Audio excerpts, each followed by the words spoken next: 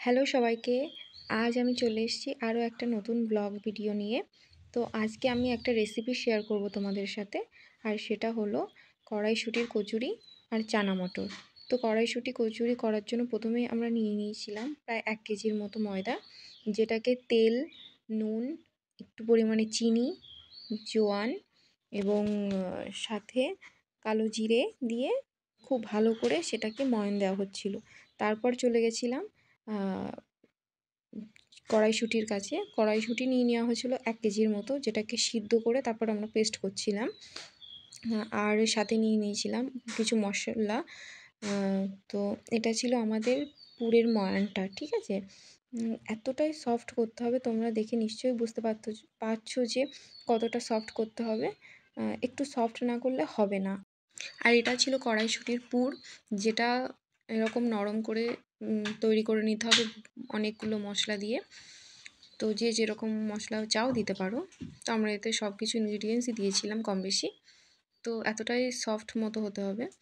তারপরে আমরা যে ময়দাটা ময়ান দিয়ে নিয়েছিলাম সেটা লেচি কেটে নিচ্ছিলাম, সব প্রত্যেকটা একই সাইজ বরাবর, এবং সেটা কাটার পর তার ভিতরে পুরটা ভরে দিচ্ছিলাম খুব সুন্দর করে, যাতে করে পুরো পুরটা লেচির ভিতরে থেকে যায় এবং কোনো রকমভাবে বাইরে বেরিয়ে না আসে। আমাদের চেষ্টা থাকবে যাতে পুরোটা ভিতরে থাকে। তো এরকম করে আমরা প্রত্যেকটা একটা একটা করে নিচ্ছিলাম। তারপরে আমরা বেলে নিলাম লুচিগুলো। কচুরিগুলো অ্যাকচুয়ালি করতে গেলে বেশি টাইম লাগছে ঠিকই, কিন্তু আমাদের কোনো অসুবিধা হচ্ছিল না। তারপর আমরা ভেজে নিচ্ছিলাম কচুরিগুলো। খুব সুন্দর করে, দেখতেই পাচ্ছ কত মুচমুচে করে ভাজা হয়েছে কচুরিগুলো, আর দেখতেও প্রচণ্ড সুন্দর ছিল। তারপর আমরা প্রেসার কুকারে বসিয়ে দিয়েছিলাম চানা মটরগুলো যাতে আমরা রেডি করতে পারি। তো মটরগুলো সিদ্ধ হয়ে যাওয়ার পর আমরা পরিমাণ মতো তেল নিয়ে নিয়েছিলাম, যেই তেলে আমরা মটরটা রান্না করব।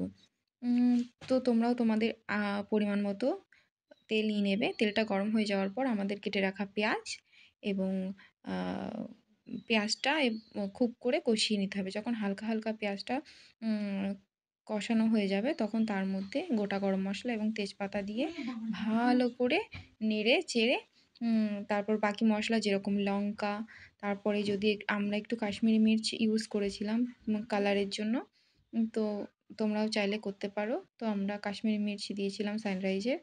এদিকে আমরা আলুটা সিদ্ধ করে নিচ্ছিলাম সাইড করে। আলুটা সিদ্ধ হয়ে গেলে তার মধ্যে আমরা মটরের যে মশলাটা কষানো হচ্ছিলো তার মধ্যে আদা রসুনের পেস্টটা দিয়ে দিয়েছিলাম, এবং খুব ভালো করে কষানো হয়ে গেলে তার মধ্যে টমেটোও দিয়ে দিয়েছিলাম। টমেটোটা স্কিপ করে গেলাম, দেখানো হলো না। তারপর সিদ্ধ করে রাখা মটরগুলো আমরা দিয়ে দিলাম মশলার মধ্যে। তারপরে ভালো করে কষাচ্ছিলাম, অনেকক্ষণ ধরেই টাইম নিয়ে কষাতে হবে। তারপর আমরা সিদ্ধ করে রাখা আলুগুলো দিয়ে দিয়েছিলাম। যখন দেখলাম কষানোটা অনেকটাই হয়ে গেছে, তোমরা দেখতে পাচ্ছ। তো আমরা এখনও হলুদ এতে ইউজ করিনি, যা চলছিল মশলাগুলোর উপর দিয়ে চলছিল, এখনও হলুদ বা বাকি মশলাগুলো ব্যবহার করা হয়নি। তো তারপর অনেক কষানোর পর তারপর আমরা হলুদ ব্যবহার করলাম। তোমরা তোমাদের পরিমাণ মতোই হলুদ দিয়ে দেবে। আমরা আমাদের পরিমাণ মতো হলুদ দিলাম। তারপর খুব সুন্দর করে অনেকক্ষণ ধরে কষানোর পর তারপর তোমরা ওখানে গরম জল ব্যবহার করবে। আমরা যেরকম গরম জল পাশে একটু করে রেখেছিলাম, সেই গরম জলটা ব্যবহার করেছিলাম এই মটরটাকে করার জন্য। তো বলে রাখি, এটা আমাদের প্রথমবার, তো ভুল ত্রুটি হতেই পারে। আমরা চেষ্টা করেছি সমস্তটা তুলে ধরার, যে কেমন কী করতে হয়। কিন্তু সত্যি বলতে এটাও আমাদের প্রথমবার, আমরাও শিখছি, তোমাদেরকেও শেখার সুযোগ করে দিচ্ছি। তো যখন দেখলাম যে তেল ছাড়ছে মটরগুলো থেকে, তখন আমরা কি করলাম, গরম জলটা এই মটরগুলোতে দিয়ে দিলাম। আর তার মধ্যে আমি একটু অ্যাড করেছিলাম জিরে গুঁড়ো, কারণ এই মটরটা আমরা একটু কষা কষা বা স্পাইসি মতো করে খেতে চেয়েছিলাম। লঙ্কাটাও আমরা পরিমাণে বেশি দিয়েছিলাম, কারণ আমরা একটু স্পাইসি খাবো বলে ঠিক করেছিলাম।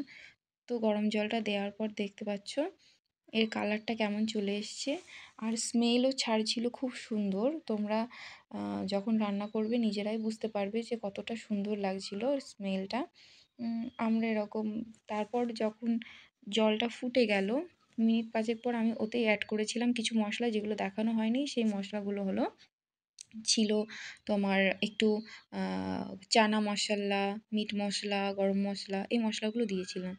তো আমি তোমাদের দেখার সুবিধার্থের জন্য তখনই ওখানেই রান্নাঘরে দাঁড়িয়ে দাঁড়িয়ে একটা কচুরি খেয়ে নিয়েছিলাম।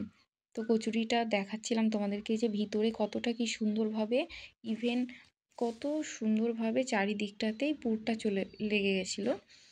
আর মটরটার টেস্ট খুব সুন্দর। এটা কিন্তু দেখতে গোটা গোটা হলেও ভিতরটা পুরো সফট, মানে পুরো সিদ্ধই হয়ে গেছিলো।